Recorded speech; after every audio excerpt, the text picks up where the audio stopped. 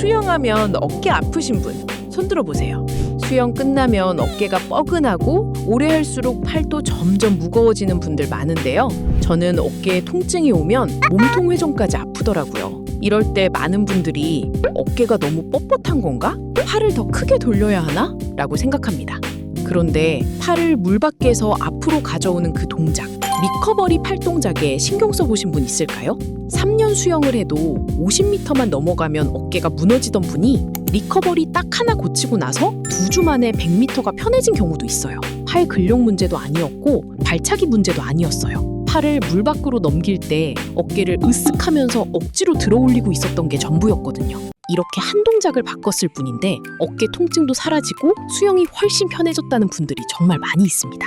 그래서 오늘은 자유형 리커버리의 2가지 스타일, 하이엘보와 스트레이트 암이 어떻게 다른지, 내 수영에는 어떤 방식이 맞는지, 그리고 배영, 접영, 평영에서도 리커버리를 어떻게 하면 더 편안한 수영이 될 수 있는지 바로 시작해볼까요?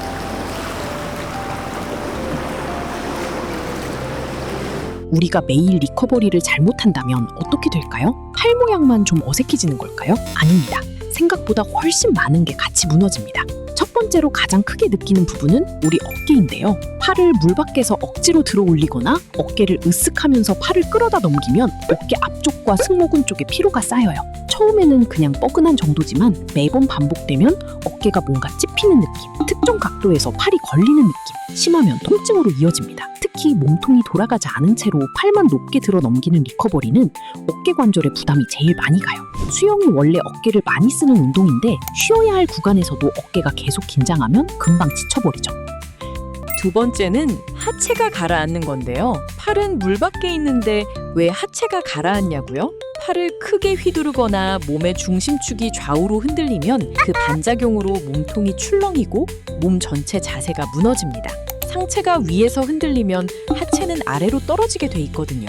하체가 가라앉으면 발차기 문제라고만 생각하시는 분들 많은데 실제로는 리커버리에서 몸의 축이 흔들려서 생기는 경우도 정말 많습니다. 세 번째는 호흡 타이밍이 흐트러지는 건데요. 자유형 호흡은 몸의 회전에 맞춰서 옆으로 살짝 열리는 동작이어야 해요. 근데 리커버리에서 팔이 무겁고 어깨가 긴장돼 있으면 호흡할 때 고개가 옆이 아니라 위로 들리게 됩니다. 그 순간 몸의 균형이 확 깨지고 호흡이 늦어지고 다음 스트로크 리듬 전체가 함께 무너져요. 네 번째는 입수와 물잡기가 엉키는 건데요. 리커버리의 끝은 입수잖아요. 팔을 어떻게 가져오느냐에 따라 손이 어디로 들어갈지가 결정됩니다.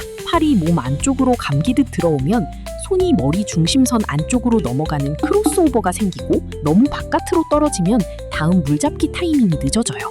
결국 리커버리 하나가 어깨, 하체, 호흡, 물잡기까지 전부 이어져 있는 겁니다. 그래서 오늘 이걸 제대로 짚고 넘어가는 게 중요해요.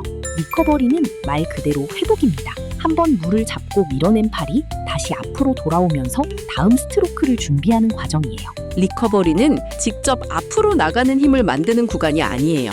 다음에 잘 나가기 위해 몸을 정리하는 구간입니다. 그래서 좋은 리커버리는 크고 화려한 동작이 아니에요. 어깨에 힘이 쭉 빠져 있어야 하고 몸통 회전과 자연스럽게 이어져야 하고 다음 입수 위치가 안정적으로 준비되어야 합니다. 이 개념을 먼저 머릿속에 넣고 다음 내용을 보시면 훨씬 이해가 빠를 거예요.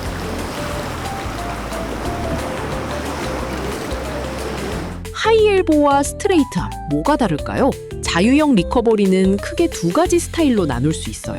첫 번째는 하이엘보 리커버리입니다. 팔꿈치가 먼저 물 밖으로 나오고 손은 비교적 낮고 부드럽게 따라오는 방식이에요. 팔꿈치가 접힌 상태로 몸 가까이 지나가기 때문에 어깨 부담이 적고 힘을 빼기도 쉽습니다. 여기서 중요한 포인트 하나 드릴게요. 하이엘보를 처음 배우는 분들이 가장 많이 하는 실수가 뭔지 아세요? 팔꿈치는 들었는데 손끝이 하늘을 향해 뻣뻣하게 서 있는 거예요. 팔꿈치를 세웠으니 잘하고 있다고 생각하시는데 손에 힘이 잔뜩 들어가 있으면 팔 전체가 긴장 상태라 어깨까지 연결돼서 힘이 빠지질 않아요. 손목과 손끝은 마치 물뿌리개로 바닥에 물을 털어내듯 완전히 아래를 향해 덜렁거리는 느낌이어야 합니다. 손끝에 힘이 확 빠져야 팔 전체가 릴렉스되고 그래야 진짜 하이엘보가 됩니다. 팔꿈치 위로, 손끝은 덜렁덜렁. 이 감각을 꼭 기억해두세요. 일반 수영인이 가장 먼저 익히기 좋은 기본형이에요. 특히 편하게 오래 수영하고 싶은 분, 장거리를 하는 분, 어깨가 쉽게 피로해지는 분들에게 잘 맞습니다. 두 번째는 스트레이트암 리커버리입니다. 팔을 비교적 길게 편 상태로 물 밖에서 크게 넘기는 방식이에요. 팔이 돌아오는 반경이 커지고 빠른 스트로크 리듬을 만들기 좋아서 단거리나 스프린트에서 많이 쓰입니다. 스트레이트암을 할 때 절대 빠뜨리면 안 되는 게 있어요. 팔만 뒤로 던지는 게 아니라 가슴 전체가 측면을 바라보도록 시원하게 열려야 합니다. 하이엘보보다 몸통이 훨씬 깊게 돌아가야 어깨가 찝히지 않아요. 가슴이 옆으로 확 열리면서 팔이 그 흐름에 실려 넘어가는 느낌. 이게 안 되면 팔만 억지로 돌리게 되고 어깨에 바로 부담이 갑니다. 스트레이트암이 무조건 나쁜 건 아닙니다. 빠른 템포가 필요한 상황에서는 분명한 장점이 있어요.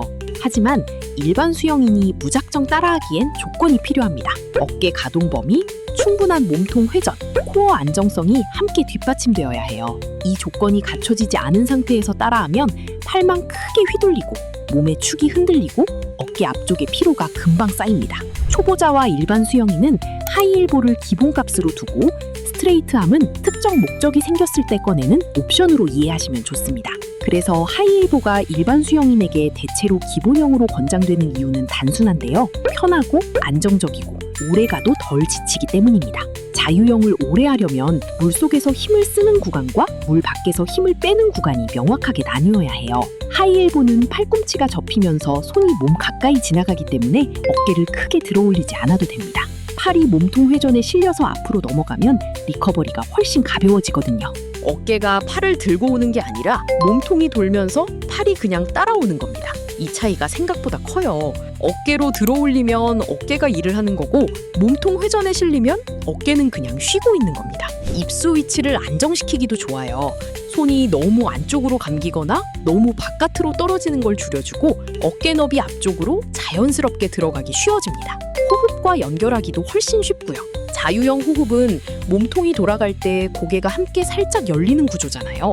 하이엘보는 몸통 회전과 이어지기 쉬워서 호흡 타이밍이 훨씬 안정적으로 잡힙니다.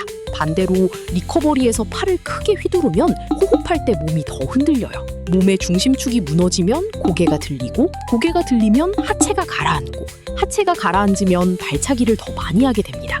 그렇게 되면 자유형 전체가 금방 힘들어지죠. 한 가지 더 짚고 갈게요. 하이엘보도 잘못하면 어깨가 아플 수 있어요.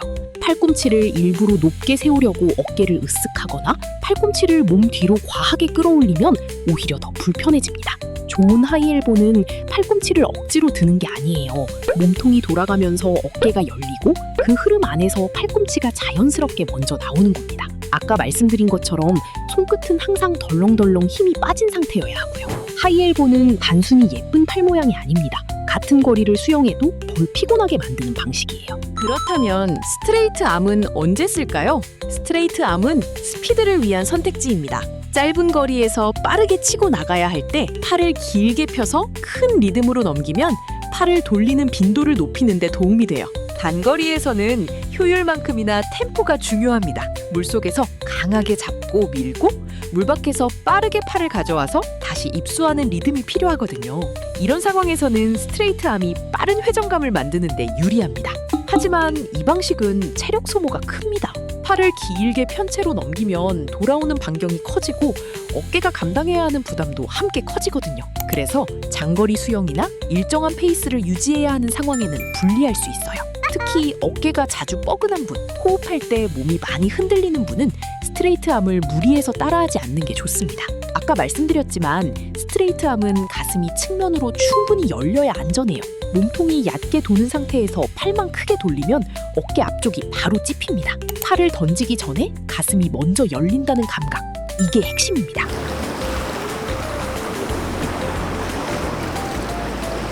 그렇다면 나는 어떤 걸 써야 할까요? 이걸 고를 때 가장 흔한 기준이 어깨 유연성인데요.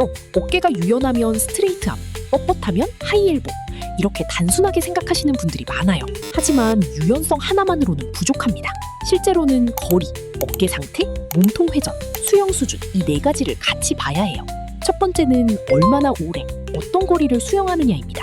짧은 거리에서는 팔을 빠르게 가져와서 다시 물에 넣는 템포가 중요해요. 스트레이트암처럼 팔을 크게 넘기며 빠른 리듬을 만드는 방식이 유리할 수 있습니다. 하지만 장거리는 다릅니다. 팔을 크게 휘두르는 리커버리는 체력 소모가 크거든요. 긴 거리를 계속 가야 하는 상황에서는 팔을 작고 부드럽게 가져오는 하이엘보가 훨씬 유리해요. 팔을 멀리 크게 돌리는 게 아니라 몸 가까이에서 정리해서 앞으로 보내는 방식이라 어깨가 덜 피곤하고 몸의 중심축도 덜 흔들립니다. 두 번째는 어깨가 얼마나 편한가입니다. 수영 후 어깨가 자주 아프거나 팔을 넘길 때 찝히는 느낌이 있다면 리커버리를 먼저 점검해야 해요. 리커버리 할 때 힘이 빠지고 있는지, 어깨를 으쓱하며 팔을 끌고 오고 있지는 않은지, 몸통이 돌지 않은 채 팔만 앞으로 당기고 있지는 않은지를 확인해 보세요. 세 번째는 팔을 넘길 때 몸의 축이 안정적인가입니다. 몸이 좌우로 흔들린다면 리커버리가 너무 크거나 어깨 혼자 감당하고 있다는 신호일 수 있어요. 손이 입수된 뒤 바로 물을 잡을 준비가 되는지 아니면 물을 눌러버리면서 떨어지는지도 함께 봐야 합니다. 네 번째는 현재 수영 수준입니다. 초급이나 중급 수준에서 리듬을 잡아가는 단계라면 하이엘보를 먼저 익히는 게 좋아요. 힘을 빼는 감각, 몸통 회전과 연결하는 감각, 안정적인 입수 위치를 하이엘보로 배우는 게 훨씬 쉽거든요. 초보자가 스트레이트 암을 먼저 따라하면 팔만 크게 휘두르는 경우가 많아요. 수영이 빨라지는 게 아니라 더 바빠집니다. 스스로에게 이렇게 물어보세요. 오래 편하게 가고 싶은가? 짧게 빠르게 가고 싶은가? 수영 후 어깨가 편한가? 자주 뻐근한가? 팔을 넘길 때 몸이 안정적인가? 흔들리는가? 이 질문에 답하다 보면 내게 맞는 리커버리가 자연스럽게 보입니다. 참고로 정답은 없어요. 같은 사람도 그날 컨디션, 수영하는 거리, 목적에 따라 다를 수 있거든요. 중요한 건 내가 지금 어떤 상태인지를 아는 것, 그리고 그에 맞게 리커버리를 조절할 수 있는 감각을 키우는 겁니다.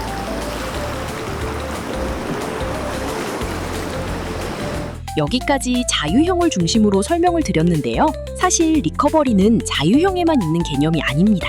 모든 영법에는 다음 동작을 준비하기 위한 회복 구간이 있어요. 배영의 리커버리는 물 위에서 팔이 머리 위를 지나 돌아오는 동작입니다. 팔만 억지로 돌리면 어깨가 뻐근해지고 입수 위치가 흔들리면서 몸 전체가 좌우로 비틀릴 수 있어요. 배영에서 좋은 리커버리는 팔을 크게 휘두르는 게 아니에요. 몸통이 한쪽으로 돌면서 어깨가 물 밖으로 나오고 팔이 그 흐름 위에 자연스럽게 실리는 겁니다. 어깨가 먼저 나오고 팔이 따라오는 느낌이라고 보시면 돼요. 저병의 리커버리는 양팔이 동시에 공중으로 나와서 앞으로 회복되는 동작입니다. 팔을 위로 들어 올린다고 생각하면 금방 힘들어져요. 팔을 드는 게 아니라 상체의 리듬과 킥 타이밍이 맞으면서 팔이 자연스럽게 앞으로 나가는 겁니다. 저병 리커버리가 무겁게 느껴진다면 팔 힘이 부족한 게 아닐 수 있어요. 상체 리듬이 늦었거나 킥 타이밍이 맞지 않아서 팔이 흐름에 실리지 못하고 있을 가능성이 큽니다. 평형은 조금 다릅니다. 자유형, 배영, 저병은 팔이 물 밖에서 회복되는 구간이 있지만 평형은 팔이 물 속에서 앞으로 좁게 모이면서 다음 동작을 준비해요. 단순히 팔을 당겨온다기보다 저항을 줄이면서 몸을 앞으로 압축시키고 뻗어나가는 자세까지 만드는 과정입니다. 평형에서 팔을 넓게 벌린 채 오래 끌고 오거나 다리를 크게 접어 저항을 많이 만들면 앞으로 나가기보다 멈추는 느낌이 강해지거든요. 팔은 빠르고 좁게 앞으로 모으고 다음 뻗기 자세로 매끄럽게 연결되어야 합니다. 결국 영법마다 모양은 달라도 원리는 같습니다. 힘을 빼고 몸의 흐름에 팔을 싣고 다음 동작을 준비한다는 것. 마지막으로 오늘 내용을 한 번에 정리해 볼게요. 좋은 리커버리는 세 가지를 만족해야 합니다. 힘이 빠져 있어야 하고, 다음 입수 위치를 준비해야 하고, 몸의 리듬과 이어져야 합니다. 수영은 팔을 얼마나 세게 돌리느냐가 아니라 힘을 써야 할 곳과 힘을 빼야 할 곳을 정확히 구분하는 운동입니다. 리커버리는 그 중에서도 가장 먼저 힘을 빼야 하는 구간이에요. 오늘 영상 어떠셨나요? 오늘 영상도 유익하셨길 바라면서 저희는 다음에 또 올게요, 여러분.